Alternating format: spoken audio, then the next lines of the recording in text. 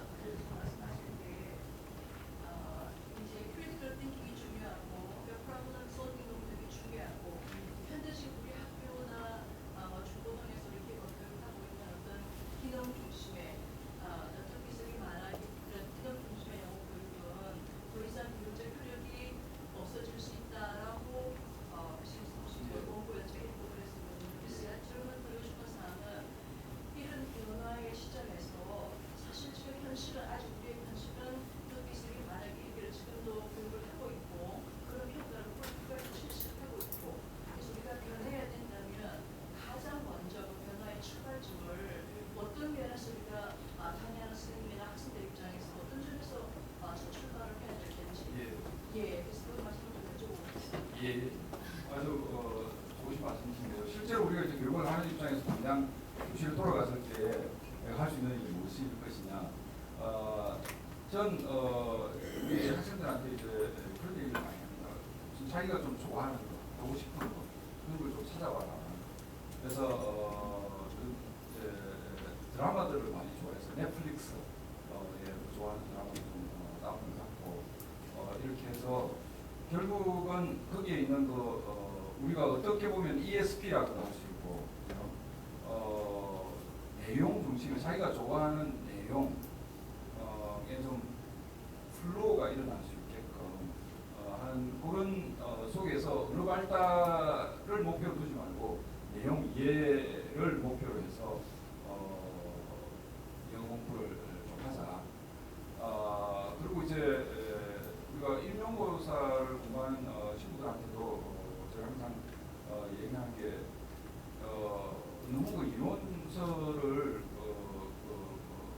중심으로 해서 외우려고만 하지 말고 좀 케이스를 가지고 케이스의 좀 시나리오를 가지고 어떻게 보면 임상학적인 그런 어프로치겠지만 그걸 가지고 공부하는 것이 훨씬 더 무엇이 스트럭처도 좀 잘 되고 답안을 쓸 때도 사실은 그게 훨씬 더 좀 있어 보이고 그리고 그 하나하나에 보면은 그 케이스에 해당된 서브젝트의 처치전과 처치 후에 대한 것들을 우리가 상기할 수 있기 때문에 훨씬 더 구조화된 답변을 할 수 있다.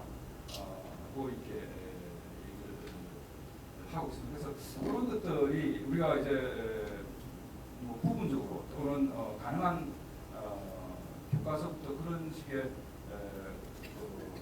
전환을 교수학 방법을 전환을 좀 하면서 동시에 이제 국가적으로 지금 현재 임용 시험이라든지 교육 과정이라든지 이런 것들을 좀 바꾸는 노력을 병행해야 되지 않을까 생각해요.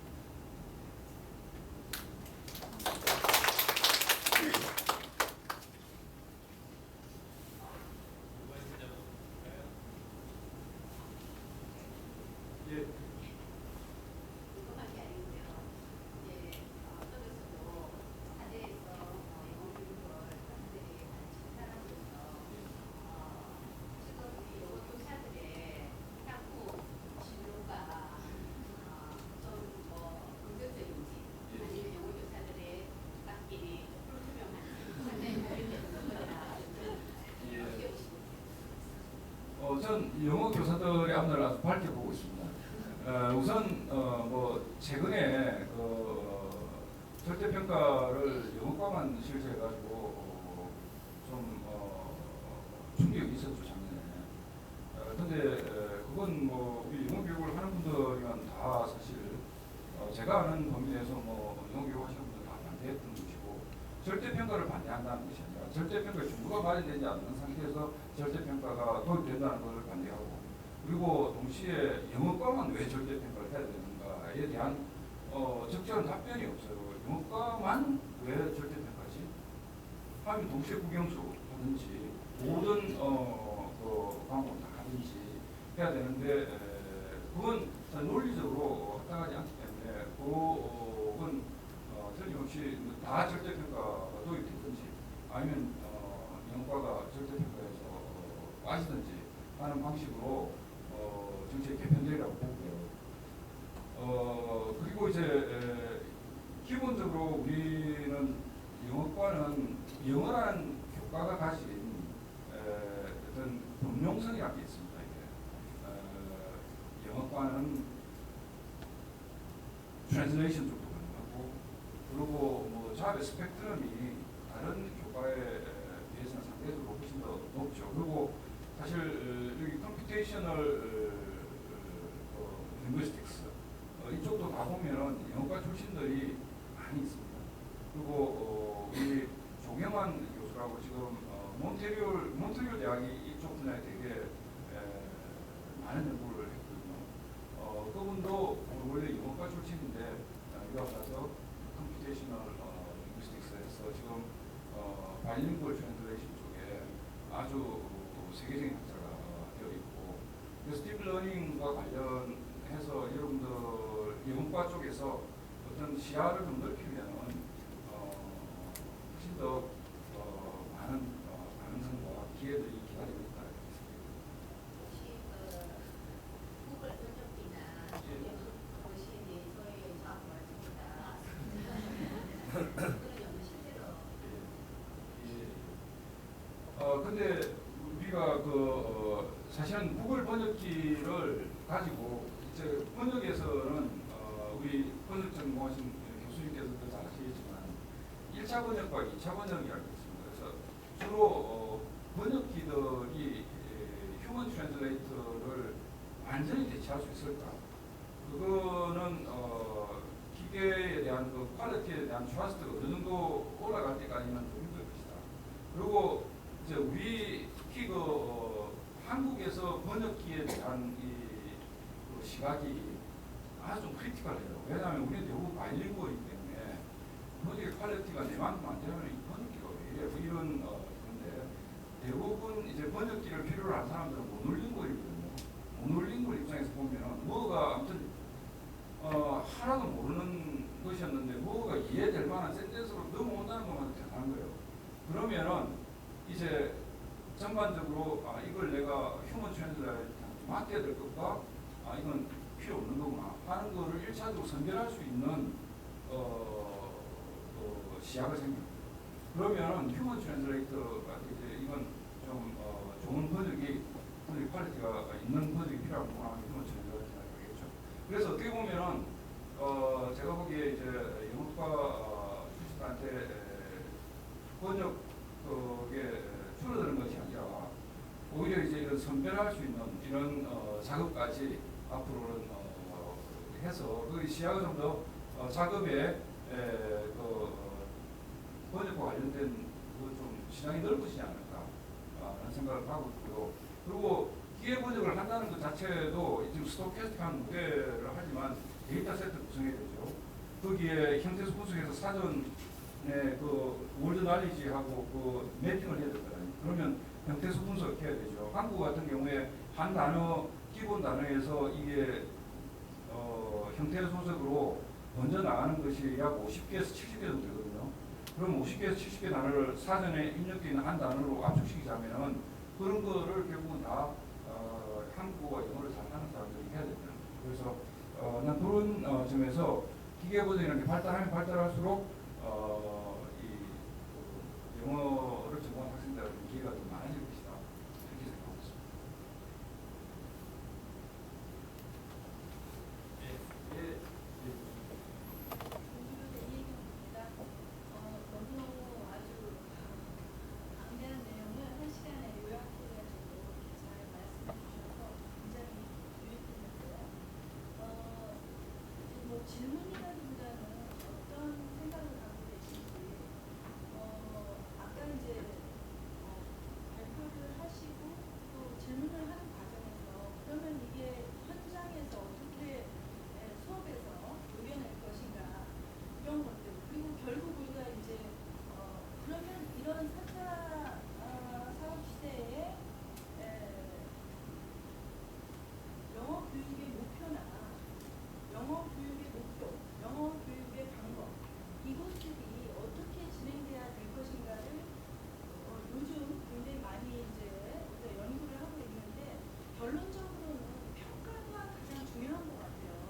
아까 그 수업 중에도 우리가 어떻게 할 것인가, 교사들은 어떻게 그러면 아이들을 가르칠 것인가, 이 모든 것들이 결국은 우리가 이제 거꾸로 우리가 어떤 교육의 목표와 방법을 구현해서 평가를 하는데, 그것이 실현되기 위해서는 오히려 거꾸로 우리가 평가를 좀 다듬어서 여기에 맞는 평가 도구나 그런 것을 다듬어서 투입시킬 때 현장에서는 목표와 방법이 변화될 것 같다는 생각이 듭니다.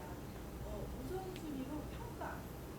왜냐하면 우리는 평가의 목숨을 걸고 있으니까 지금 수능에서도 수능을 어떤 형태로 이런 거에 맞춰서 우리가 수능을 볼 것인가 한다면 중고등학교의 영어 수업의 내용과 방법이 좀 달라질 것이고, 그 다음에 임용시험도 마찬가지예요.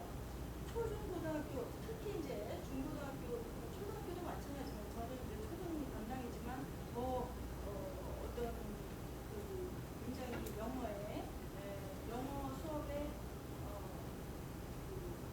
뭐랄까 강세를 둬야 할 부분은 사실은 이제 중고등학교일 텐데, 아무리 초등에서 별것을 다 해보려고 해도 중학교만 가면 모든 게 다 무너져 버리니까 이 중학교와 고등학교, 즉 대입 시에 있어서의 어떤 그 평가의 방법이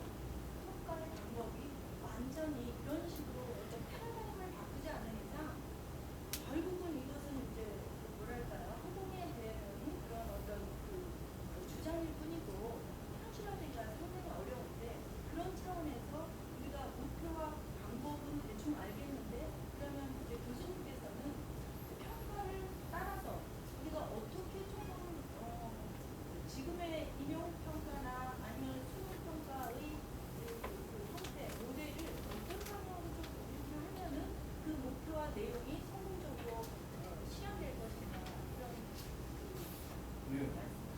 네, 아주 적절한 질문이신데요. 이게 지금 우리가 그러니까 평가의 방향을 바꿔야 되는 거하고 평가를 대표하는 두 가지 문제를 같이 생각할 필요가 있는데, 평가는 기본적으로 우리가 수능이 1994년 4학년도니까 93년부터 시작해서 25년 가까이 시행했는데, 그래서 이게 스탠다다이즈드 테스팅이라는 것이 이미 평가의 문항이라든지 거의 다 노출이 된 상태에서 시험을 보다 보니까 너무 시험의 그 유형에 맞춘 준비를 하고 있죠. 그래서 이제 수능이 바뀌어야 된다는 것은 우리 영어 교육을 하는 거의 뭐 모든 사람들이 공감하고 있는, 이걸 어떻게 바꿔야 되냐 하는, 바꾸는 것의 방향은 이제 내 기능의 유창성을 다 평가하는 쪽으로 가야 된다. 그리고 뭐 절대평가 기준으로 가야 된다 하는 그건 있는